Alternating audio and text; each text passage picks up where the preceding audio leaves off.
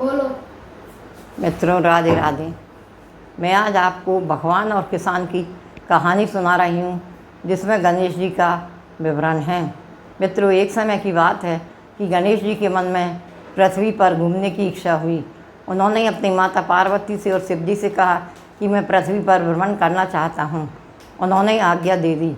गणपति जी ने अपने एक छोटे से बालक ब्राह्मण का रूप बनाया और पृथ्वी पर भ्रमण करने के लिए आ गए। घूमते घूमते उन्हें सुबह से दोपहर हो गई। उन्हें बहुत भूख लगी आई थी। चलते चलते उन्होंने देखा कि खेतों में कुछ फसल लहला रही है। उन्होंने इतनी ज़ोर से भूख लगी थी कि उन्होंने उसमें से कुछ फलियां तोड़कर खा लीं। खाने के बाद में जब उन्हें ध्यान आया कि अरे, मैंने तो किसी से पूछा भी नहीं है और यहाँ की फलियां खा लीं, अब मुझे काल सर्प दोष भी हो सकता है, पितृदोष भी हो सकता है, क्योंकि मैंने चोरी की है। उनके मन में बड़ा पश्चाताप हुआ, मगर उन्होंने सोचा कि अब क्या करना चाहिए। इतने में ही उन्हें एक सामने से एक व्यक्ति आता हुआ दिखा। उस व्यक्ति ने देखा कि यहाँ तो कोई बालक है ब्राह्मण के रूप में। उन्होंने कहा कि भाई, आप कौन हो और यहाँ कैसे खड़े हुए हो। तो गणेश जी को कुछ संतावना मिली। उन्होंने कहा कि भाई, ये किसकी ज़मीन है, किसके खेत हैं, मैंने इसमें से कुछ फलियाँ तोड़कर खाई हैं, इसीलिए मैं दोषी हो गया हूँ। उसने कहा कि भाई, हे बालक, हे ब्राह्मण देवता, यह मेरा ही खेत है और इसमें से आपका कोई दोष नहीं है। गणेश जी को थोड़ी शांति मिली। फिर भी उन्होंने कहा कि मैंने गिना था कि आपके खेत की इस फली में 11 दाने थे और एक दाना चना का था, इसलिए मैं 1 साल तक अब आपके ही घर रहूँगा, आप मुझे अपने घर ले चलें। किसान बहुत खुश हुआ और वह उन्हें अपने घर पर ले आया। दूसरे दिन सुबह जब गणेश जी सोकर उठे और उन्होंने देखा कि उसके घर में सब लोग अपनी राख से, कंडे की राख से हाथ धो रहे थे, तो उन्होंने किसान और उसकी पत्नी को समझाया कि भाई, ये राख तो बहुत पवित्र धोनी है, ये तो शंकर जी पर चढ़ती है, इसलिए तुम राख से हाथ मत धोया करो, मिट्टी से धोया करो, क्योंकि मिट्टी बहुत पवित्र होती है। सब लोगों ने ब्राह्मण देवता की बात मान ली। दूसरे दिन किसान बोला कि भाई, मैं तो नहीं जा पा रहा, इसलिए भैया तुम एक काम करो, मेरे बच्चे और पत्नी को जब पास में ही नदी है उस पर नहाने ले जाओ। उन्होंने कहा अच्छी बात है। गणेश जी उन सबको ले गए तो वे सब अपने लोटे से जल भर भर कर नहाने लगे।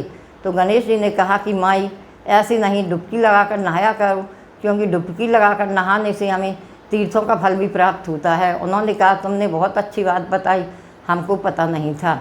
इसीलिए फिर तीसरे दिन जब उन्होंने कहा कि भाई, हमें तो कहीं पूजा के स्थान में जाना है, अब हम क्या करें, तो उसकी पत्नी ने एक बहुत ही गहरी काली और नीली साड़ी पहन ली और जाने लगी। तो उन्होंने कहा कि माई, एक बात है, तुम अगर किसी भी पूजा में जाओ या पूजा करो, उसमें पीले वस्त्र या नारंगी वस्त्र पहना करो।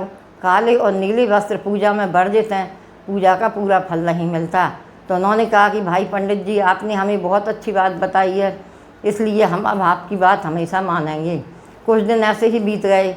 एक दिन उन्होंने कहा कि भाई, हमें तो अपने घर में भी पूजा रखनी है और अपने खेतों पर भी करना है, हम क्या करें। हमारे पास तो ना किसी भगवान की कोई मूर्ति है और ना किसी का कोई चित्र ही है। तो गणेश जी बोले कि भाई, मैं एक काम करता हूँ कि चलो पहले अपन खेत पर चलते हैं।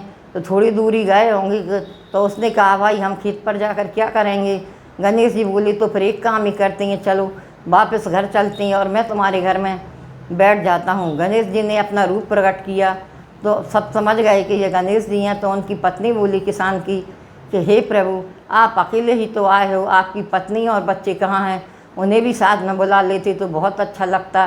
गणेश जी ने कहा कि मेरी 2 पत्नियाँ हैं, रिद्धि सिद्धि, और 2 पुत्र हैं। उन्होंने सबसे कहा। ज्यों ही गणेश जी की पूजा होने लगी, सारे देवता आ गए और सबने बहुत अच्छी तरह से गणेश जी की पूजा की।